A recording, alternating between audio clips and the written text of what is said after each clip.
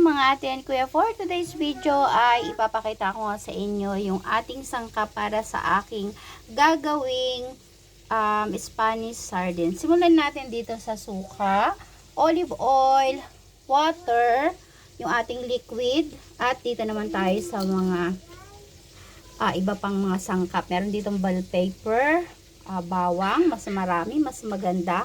Carrots na inartihan ko lang ang paghiwa.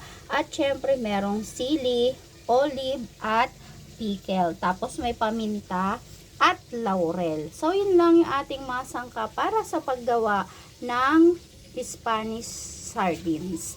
Ito nga palang gagawin ko ay bangus. So piniprito ko lang to. At so ito yung aking bangus. Piniprito ko lang. And then ito ni aking mga naprito. Tapos proceed na ako dun sa pagluluto ng Spanish sardines natin na ito pressure cooker ko. Yan lang ba?